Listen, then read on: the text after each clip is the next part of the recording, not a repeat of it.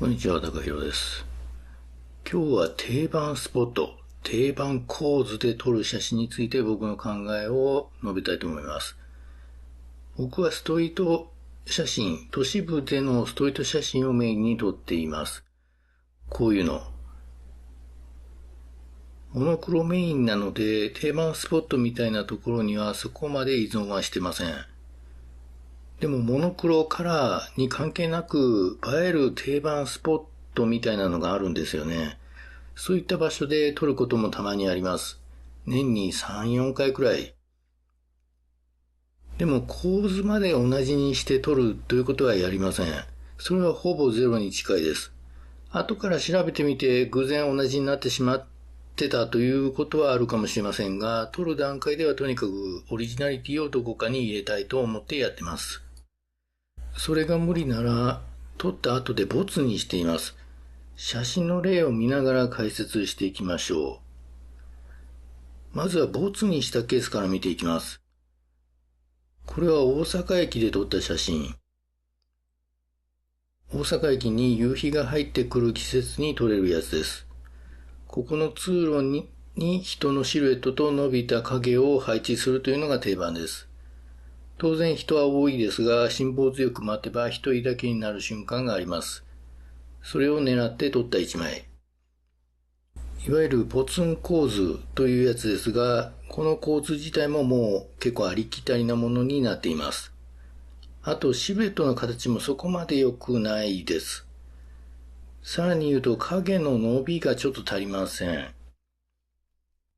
この角度から撮った写真でもっとビヨーンと影が伸びている写真を見たことがあります。ということで、この写真はそれら多くの先人の写真を超えるようなものではないと判断し、ボツにすることにしました。20分ぐらい待って撮った1枚。それをなかったことにするってなかなか辛いことですが、そこは心を鬼にしないといけません。次はちょっと似ているけど採用を OK にした写真です。これは2020年に東京の国際フォーラムという場所で撮った写真です。国際フォーラムは超有名な定番スポットですね。でもここは建物内がとても広い空間なので、いろんなバリエーションの写真が存在します。この角度で撮ったものもいくつかありますが、微妙に角度が違っていたり、光の当たり方が違っていたりします。この写真のように光のエリアが綺麗に見えていて、そしてそこに人物のシルエットがちゃんと収まっているパターンっていうのはかなり少ないはずです。最初に挙げた大阪駅の写真と似ていますが、一応これは OK にしました。でも自分の中ではこれがギリギリ合格のラインです。4年前の写真ということで少し基準が甘かったのかなと今見るとそんな感じです。ちなみに国際フォーラムでは他にもいくつか写真を撮っています。どれも自分のオリジナルな部分がちゃんと入っています。最後は京都の京セラ美術館。ここの美術館は螺旋階段が有名です。京セラ美術館螺旋階段で検索すると何枚も似た写真が出てきます。螺旋階段を撮るときは階段の下から上を見上げたり、真上から真下を向いて撮るというパターンが多いです。その時は超広角レンズです。でもこれをやると大体同じになってしまいます。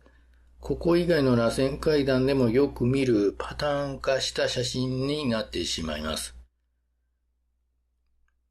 そこで僕はこの階段から少し距離を取り、中望遠で平面に押し込むような構図で狙ってみました。それがこれです。螺旋階段の美しい曲線をうまく描くことができました。ミニマルで余計なものが入っていないという点も気に入っています。これはうまくいきました。少なくとも僕が知る限りこの構図で撮ったものはないです。場所自体が持つ強さと構図の美しさが合わさると、ここまで写真を高めることができます。いくつか事例を見て僕の考えをまとめておきます。そもそも中級者以上の人は定番スポットで撮るのをそこまでお勧めしません。撮るなら構図で一工夫入れる、オリジナルな部分を入れて撮りましょう。そしてダメならボツにするくらいの覚悟で、撮った写真がコピー扱いになってしまうなと思ったら潔くボツにするくらいの強い気持ちが必要です。前々回の動画で話した否定の力です。自分が撮った写真を否定することが求められます。そこまでしなくてもインスタなのでそこそこいいねはもらえます。でもそれをやってると本当に画像コレクターになってしまいます。写真を撮ってるんじゃなくそういう画像を集めているだけの人です。そうなってしまうともう自分の型というものが変に出来上がってしまっているのでなかなかそこから抜け出すのは難しいです。そうならないためにも定番スポットで撮る頻度を減らしていきましょう。一方、初心者の人は定番スポットを定番構図で撮ってみることがあっても良いと思っています。まずは勉強です。良いとされている写真、いいなと思っている写真を真似てみましょう。これまで定番スポットで撮ったことがない人も一度挑戦してみてもいいかもしれないです。同じ場所に行き、同じ構図で撮ってみる。簡単なようですけど、最初はうまくいかないと思います。ちょっと構図がずれてしまって、それが致命的な結果を生んでしまったとか、その日の気象条件が違った、光の当たり方、影の出来方が違った、などなど、頭で分かっていたつもりでも、実際にやってみると何か違うという写真になります。その体験がとても勉強になるはずです。この一枚の写真を撮るためにフォトグラファーがどういう準備をして現場でどういうふうに考えて撮っているのか、それを身をもって知ることができます。あんなの誰でもできる、誰でも撮れると思っていたのにそれができないと知る。それが写真調達の第一歩です。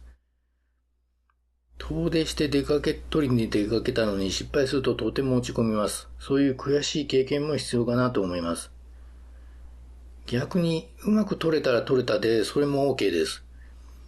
自分の目で見た景色、あの景色が写真でこう表現できるんだなということがわかります。そこで一つ成功体験を積むことができます。写真へのモチベーションが一気にアップするはずです。でもそういった勉強はだいたい1年ぐらいで卒業してください。長くても2年です。それぐらいやれば十分でしょう。それ以上やっても一つ覚えた成功パターンをただ繰り返すだけです。画像コレクターになってしまいます。2年やればもう立派な中級者です。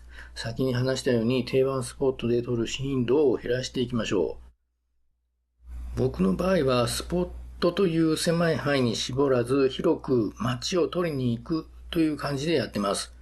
大阪なら梅田、中之島、本町といったように街を決めてそこを歩きながらその場その場で構図を見つけていく。光をどう使うかを考えて撮っていく。